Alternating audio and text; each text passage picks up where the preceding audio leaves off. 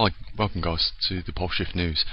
Want to talk about the economy, and I think you'll find it interesting, nevertheless. But it's a little bit of a diversion from the usual anomalies that are taking place on this planet. But the reason why I wanted to look at the talk about the economy is because I think it's equally something that can affect us all. I think it already is to some extent. But before we get into that, I want to, as usual, just thank those people that have supported the annual fundraiser over the last few days. We're just shy of £250. It isn't a great amount of money, but I've already been thinking of what I could use that money for. I was perhaps going to spend some of it on some more hardware, like the breakout boards we use for the Trimag system and the magnetosphere sensor. For other things as well, we could use those, what we're going to be doing in the future is building a gas analyzer, or at least an oxygen analyzer, to determine how much is in the atmosphere. I was looking at, actually, thanks to Brian this morning, I spotted his comment in the section. He was showing me these thermal devices and suggested that maybe that would be a good idea to use for the cloud chamber. And just before when I saw it, I thought, brilliant, that's all we need. That with the chamber on top, we can get cracking. But then I realised it was slightly out of the range of what we need. And but it's like everything else, isn't it? When you start looking at one thing on eBay, you start to look at others. And I started to look at spectrometry equipment. And yeah, you can pay up to £6,000 for the all singing and dancing machine, but you can get some real bargains on there. And there's one at £60, and I was really tempted to buy it because with things like that, you can use them in carbon dating samples. You can get gas spectrometers, which will determine again how much oxygen is in the sample. So if we took a sample of the atmospheric oxygen, put in a gas spectrometer, it would tell us the percentage and what else was in the air as well. So, I think we'll give it some thought as to what we're going to spend. Depends on what we can raise. So, for those few people that have, been contributing over the last few days for the annual fundraiser, big thanks again. So, the economy. Where should we start? I think I better start this video as well, hadn't I? Because I wanted to just let this run because it was good quad footage of Puerto Rico. I won't play the music, but it's just at least there's something there visual for you to see whilst I'm nattering on about the economy. So where to start?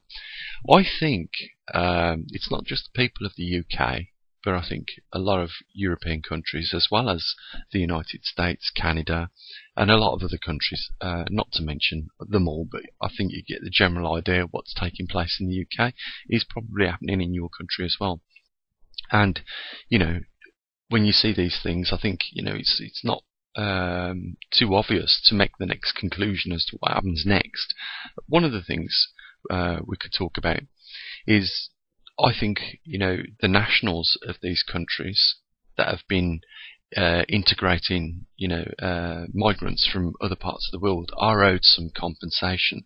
I think definitely it is the case for the nationals in the UK. So, the British people, have had to put up with a lot recently. A lot of integration, a change of the cultural society, and now we are an integrated society. We have people from all over the world living and working now in the UK at a time where the jobs, because of the amount of surplus labour, have become scarce. I mean, even in my own case, 5 months now trying to get a job.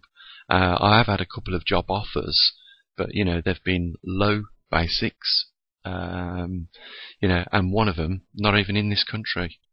And even though I'd give it some great thought whether to become a migrant myself and go to Dubai, just because there was a reasonable salary on offer, but still, should you have to do that in this day and age? Perhaps it's probably going to be the way it goes. If there's no work for you in a specific area in your country, but there is in other countries, maybe you might as well join the bandwagon. The reason why I say I think we're owed some form of compensation is because I don't think anyone that fought in the Second World War would accept the current situation with the integration of society today and what it has brought for our children. And that is, as opposed to when, probably 30 years ago, 40 years ago, children would leave their parents' households at anything from 18 above. Now that has doubled almost, to the point where now their children are still living with them when they're in their 30s. And the reason for that is the money. The education's cost them a lot. They can't afford to leave the parents' house. They certainly can't afford to get on the property ladder. And things from that point will begin to slow down. They're walking out of university, and I really feel sorry for the younger generations, because they're not given a fair crack of the whip. Because, like I say, they walk out of the universities with their degree educations, and they end up, sadly, for a lot of them, in jobs where they're not even using that education. Yet they've still got great debts under the belts that they've got to pay off for their education.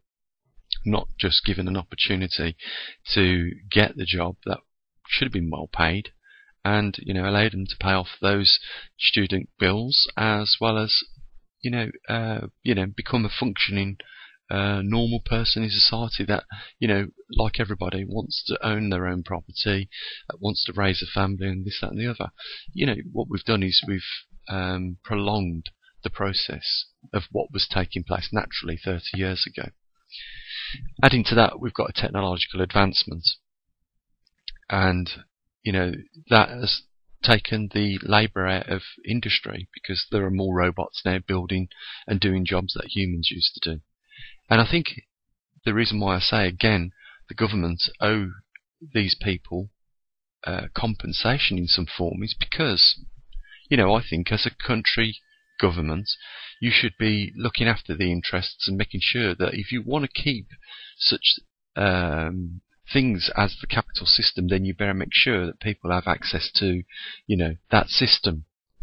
At the moment, they're failing, and failing terribly. And it doesn't matter which government get in, one after the other, they are failing the people. Because you better make sure, if you've got a capital system in place, that people can access money. And there are only two real reasons. There could be three if you want to include stealing money, but there are two natural ways of obtaining money. One is getting a job, which is the main one, and two is benefits. Now, even with benefits, guys, it's, I think, claimable. And the reason why I say you could probably put a claim in against the government is because they are, on one hand saying, minimum wage is this. It will be illegal for an employer to pay less than minimum wage. But on the other hand, what are they doing when they're giving out benefits? They are 2/3 short of even minimum wage on benefits.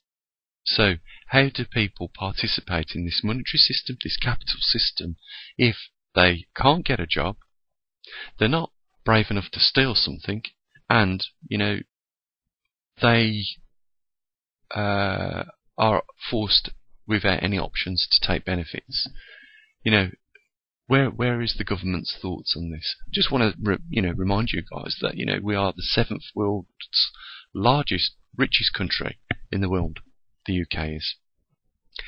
And our government, through its austerity measures and this new system that they've brought out called universal credits, have brought about the death of 120,000 people as a result of these, and plunged children into poverty. And you would not expect a country such as ours, the United Kingdom, to be, acting in such a way. On the back of this, another reason why I think, we are owed some sort of compensation from the government is because, we have been at war for thousands of years, fighting for what we have now, and this government simply just opened the doors to these people and offered them the exact same entitlements as what we are entitled to. And I think that's sad, because, for thousands of years, if you look in the history of the United Kingdom, we have been, yes, a very bloody race of people. We have battled and fought for over 1,000 years to have what we have, and it is our deserved right to have what we've got. And to just offer that to these immigrants or working migrants is just completely unfair. What they've done is they've put the nationals of the United Kingdom on the same level as those people coming from third world countries. Of course, anyone from a third world country is going to delightfully take up, a low paid job in this country. But even if they do that, with the surplus labour at the moment and no control over this, what are the government thinking? Like I say, I don't think anyone that fought in the Second World War for the freedoms of this country would accept what the government's done. And, when we add on top of this, recently what the government have been doing with quantitative easing, is it any wonder? The cost of living has doubled, tripled, and in some cases quadrupled. When you add surplus money, more of something, into anything, it becomes less valuable. If there's more gold available, then the gold value goes down. If there's a shortage of gold, the gold value increases. If there's surplus amounts of labour in any country, the labour costs go down. And, this is supposed to be a fair system that we're in. This is the capital system. Well, I just think, when I was recently watching the news of what was taking place in other countries where there was protesters fighting over the end of the capitalist system, I can clearly adopt what it is they're arguing over and fighting for, because it is failing more people now than it ever has done. And there is no hope of change in the short term, so this matter's going to get worse. And I think this is why it's worth talking about global economics, because I dare say that this is the same in other countries. It's not just related to the United Kingdom. I mean, across the range, if we class the government as a business, it's about to collapse. I promise you, it is. It can no longer keep kicking this can of debt down the road. If we look at all the things we pay into the system we're getting less and less and less back off the government. The roads are atrocious, potholes everywhere. When they renew the roads, it's cheap roads that they're putting down, they don't last. So it's like temporary, put a little plaster over a gaping hole. But, as soon, all you're doing is slowing down the arterial bleed, and inevitably, what's going to happen is the person's going to die. The country's going to go bankrupt in this case.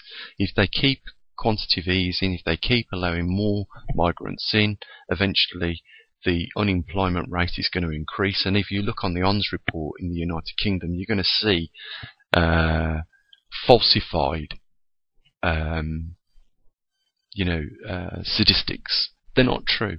And you know what, guys, I regularly go into Birmingham to pick my partner up, and if you look around the Queensway, you're going to see a load of flowers where people are topping themselves, they're committing suicide, they're jumping over onto the dual carriageway underneath there. If you go outside of Birmingham, you're going to see these little hot zones where people are committing suicide. The suicide rate is going through the roof. I mean, you know what? When I think that the blinkers come off when you see and hear stories such as nurses crying in the queue of food banks. When you see police officers losing their jobs, their properties, because they can't afford to keep the repayments on the mortgage. I think that really starts to hit home. These people are paid to protect us and care for us, when we have hardships. And if they can't even afford to live in this system, then there's something dramatically wrong with it.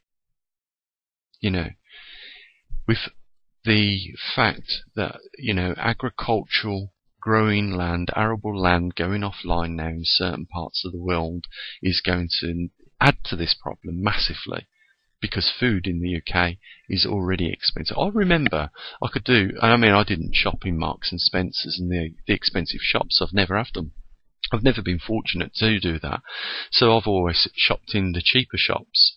And, I could do a week's shopping you know, because I'm quite a dab hand at cooking in any case, and I'll try to cook fresh foods as opposed to buying, you know, these processed pre-cooked meals. I just think they're healthier, and you know what's going in the cooking when you're doing it yourself. But I'd spend £25 on average a week on food shopping. Now it's something like £45 to £50. You know, it's a real struggle, and it must be even worse for the people that are on benefits that got to feed families. Not only feed the families, they've got to clothe the families. You know, how do they, take them kids on holiday with what the government are handing out in these austerity benefits? How do they do it? But like I say, with arable land going offline, it means prices of food's going to start increasing even more. And it's not just related, these problems are not just related to the United Kingdom, these are global problems. And, they are all going to be in our living rooms, if not already. I mean, I will admit, these problems are in my living room. I'm always now thinking about these things, which is why I say, if you look in the Bible, I'm not Bible bashing here, guys. I did like to refer to some stories in the Bible where it says, you'll either have the mark in your hand or in your forehead of it's referring to something in Revelations, but basically you'll either be thinking of money or how to obtain it, or you'll have it in your palm ready to use. And again, Revelations talks about the end of times, the tribulations to come. And I think and how can we not notice some of the stories now that are in the Bible being relevant to these present day and times? It's not just that. It's whenever there has been changes by the hand of God on this planet, such as the floods, the behaviour of people was always the same. And what I mean by that is, the wickedness, the corruptness, this modern attitude, lock your conscience in the closet if you want to earn money. You're no longer really given a choice in anything you buy these days. If someone approaches you, they're going to use psychology to a certain degree in order to make you feel guilty not to buy it. And I think that's a terrible way of doing business. But it is more common now, and it catches us all off guard, doesn't it? They've, like clickbait, for instance, a title that says something that catches your attention, you click on it, the video is completely nothing to do with that. I try and avoid titles on my videos so that I don't, falsely attract people into this, because at the end of the day, if they're not, this is a bit of a niche subject, and let's face it, how many people talk about the pole shift these days?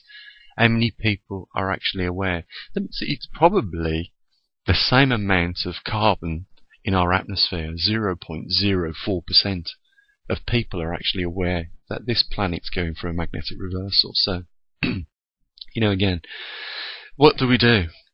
And, how do we avoid, some troubles relating to global economics in the future? And, for a lot of us, we don't have a lot of options because, we're limited to our options by the amount of actual assets and cash we have. So, if we had probably ample amounts of assets, you'd probably be thinking of investing in some solid securities that would probably give you a better return than what your banks would, like government bonds and things like that. Or, another one would probably be, let's buy one or two more houses and we can rent them out. And if inflation increases the property price or the letting price of properties, at least we're going to keep up with what, as opposed to you just having it in the bank and being paid a small amount of percentage. If you had rent sort of like, I can't think of the best word for it now, but it does grow. The price of rent grows with the cost of living a little bit more than what you would do if you had it in the bank.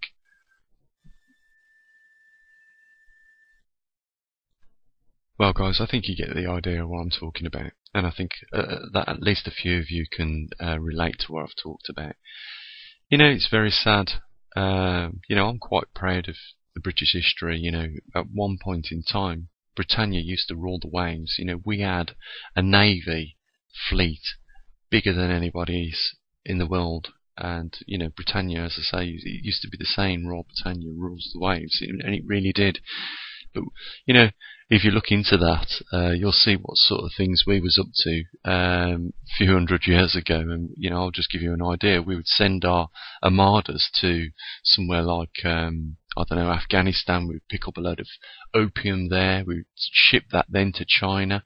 We would almost force them to give us tea for that opium. And then we would come back. We were great traders and things like that. I do remember one story that me and a friend Brad in Virginia in the United States talk about, and that is when the Americans tipped our tea in the harbour, and a few weeks later or a month later, a whole armada pulled up in that harbour. And I think there was a fight or something that broke out over there. I'm not the expert in the history on this, but one funny story does come to mind, is that the British were quite well, they had an expertise in building ships. Obviously, they could get them across the Atlantic, but we would build them out of hardwood. And the Americans at this point had built them out of softwood. And Brad was telling me that, he can remember it. Well, one of the things he said, can you just imagine that the look on the British faces when they fired the cannonballs at our ships that were made out of softwood, and the cannonball would hit the side of the ship, and because it was softwood, the softwood would flex, absorb the impact of the cannonball, and the cannonball would just bounce back off. I mean, it's quite funny, isn't it, when you think about it? But we do have an history, and some of us are quite proud of the history. Perhaps not some parts of it, but some parts are quite funny as well. But it just goes to show, the royals, this country at one point were nothing more than drug dealers, picking up opium for next to nothing in countries, and then forcing China to buy it and swap there for the tea. And we should have known better anyhow than to sell tea to Americans. I mean, yeah, coffee, but not tea. And let's face it, they don't need to get their coffee from the other side of the Atlantic. They could quite easily get it from across the border down in Mexico. Anyhow, guys, I'm going to leave it here. There is a couple of days left on the annual fundraiser if you want to support it. Let's see if we can get it a bit better than what it is. It's at about £250 at the moment, so the link's down there if you want to do that. And I'll catch up with you again. As always, guys, you take it easy and say what I usually do. Bye for now.